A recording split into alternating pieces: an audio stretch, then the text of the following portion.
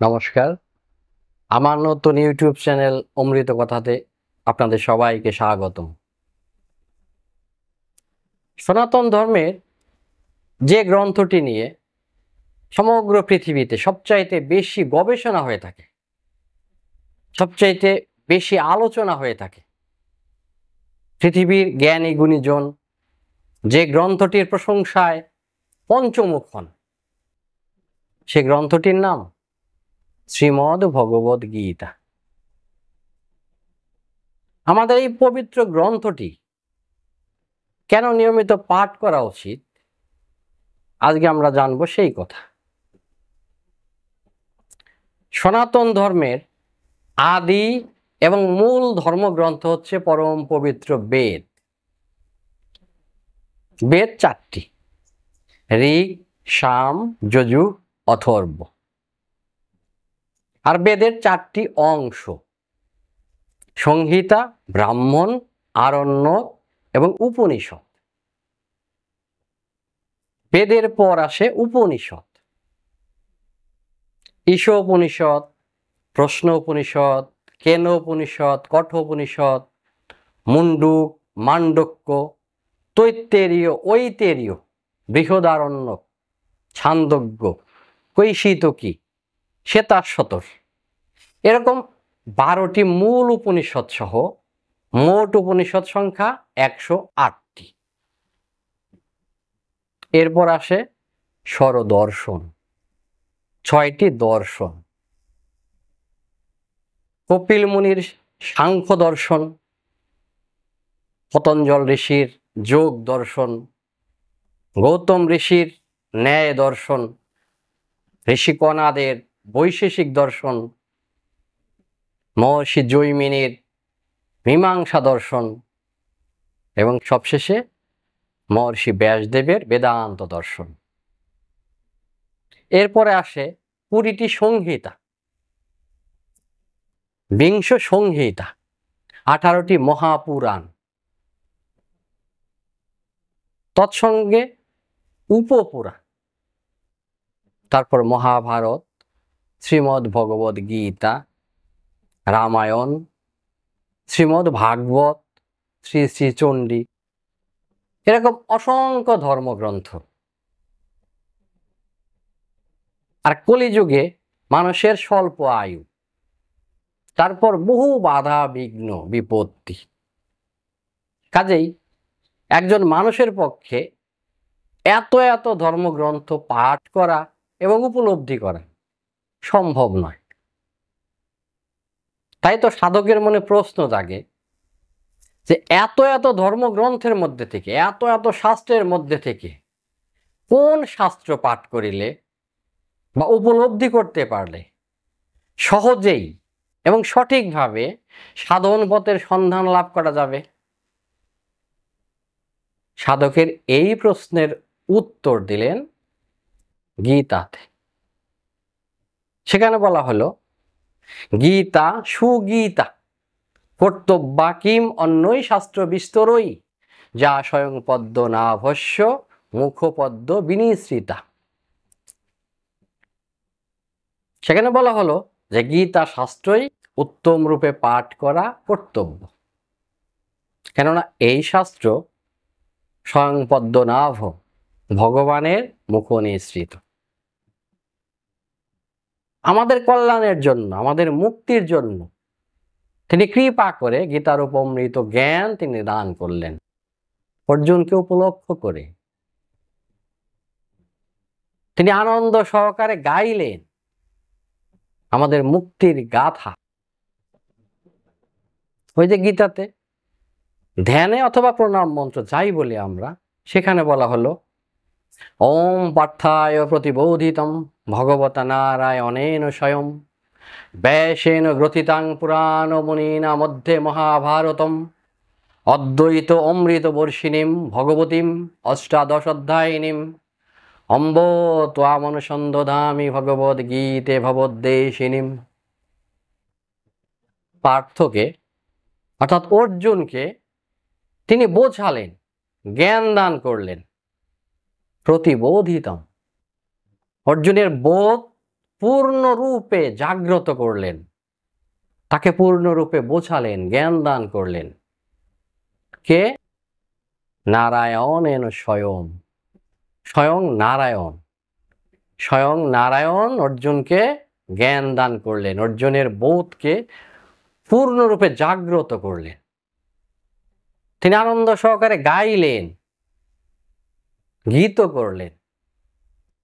আর সেইটা লিপিবদ্ধ করলেন কে? পুরাণ মুনি, প্রাচীন মুনি মহর্ষি ব্যাসদেব। তিনি লিপিবদ্ধ করলেন কোথায়? মধ্যে মহাভারতম, মহাভারতের মধ্যে। মহাভারতের ভীষ্ম পর্বের 25 থেকে 42 এই 18টি অধ্যায় শ্রীমদ্ ভগবদ গীতা।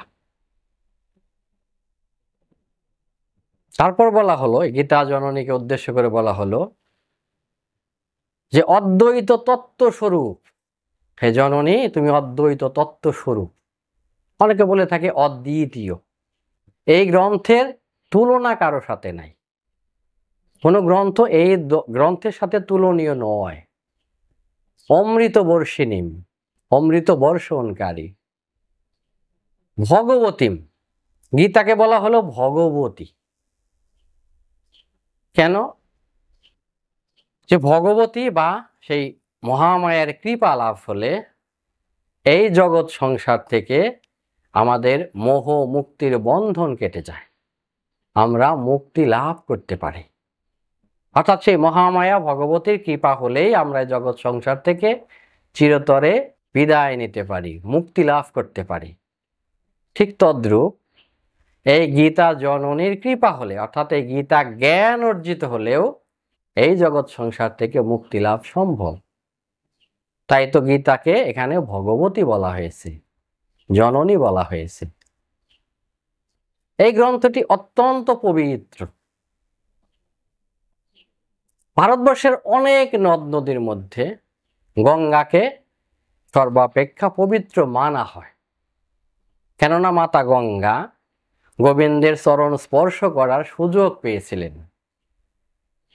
মাতা গঙ্গা গোবিন্দের চরণ স্পর্শ করায় এত পবিত্র হয়েছিলেন। আর এই শ্রীমদ্ ভগবদ গীতা গোবিন্দের মুখ নিঃসৃত। তাই তো এই গ্রন্থ এত পবিত্র। অনেকে বিশ্বাস করে থাকেন যে এই গ্রন্থের স্পর্শেই আমাদের দেহ এবং মন পবিত্র হয়। তাছাড়া বেদের সার ভাগ হচ্ছে উপনিষদ, আর উপনিষদের সার অংশ হচ্ছে শ্রীমদ্ ভগবদ গীতা। তাই তো এই গ্রন্থের পুরো নাম শ্রীমদ্ ভগবদ গীতা উপনিষদ। গীতা মাহাত্ম্যে বলা হলো, সর্বোপনিষদ গাবো দুগ্ধা গোপাল নন্দন পার্থ বৎস সুধীর ভোক্তা দুগ্ধম গীতামৃতম মহৎ। সমস্ত উপনিষদ সমূহ ধেনু স্বরূপ, গাভী স্বরূপ। আর সেই গাভীর দহনকর্তা হচ্ছেন শ্রীকৃষ্ণ স্বয়ং। ভগবান স্বয়ং সেই গাভীর দহনকর্তা। আর সেই গাভীর বৎস বা বাছর হচ্ছেন শ্রেষ্ঠ ভক্ত অর্জুন। আর সেই গাভীর দুগ্ধ এই গীতারূপ অমৃত জ্ঞান। অমৃত জ্ঞান রূপ গীতাই সেই গাভীর দুগ্ধ। আর সেই দুগ্ধের পানকর্তা বলা হলো সুধীর ভোক্তা। সুধী ভক্তগণ সেই দুগ্ধের পানকর্তা। বর্তমান সময়ে এ জগতের মানুষ আকুলভাবে কামনা করে, আশা করে বা প্রার্থনা করে একক শাস্ত্রের, একটি শাস্ত্রের, একক ভগবানের, একক মন্ত্রের।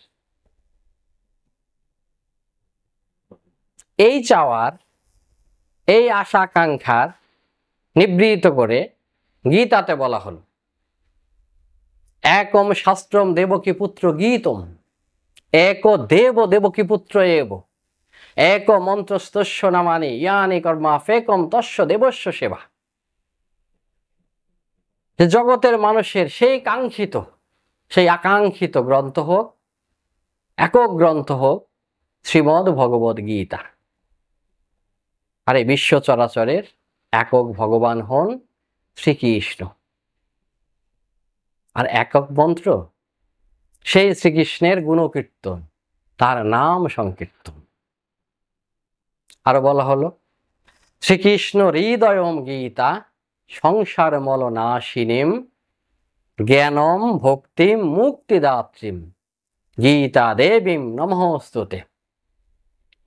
শ্রীকৃষ্ণের হৃদয় স্বরূপ সেই গীতা আমাদের এই সংসারের মল স্বরূপ, দুঃখ কষ্টের বিনাশকারী। শুধু তাই নয়, তিনি আমাদের জ্ঞান ভক্তি এবং মুক্তি দায়িনী।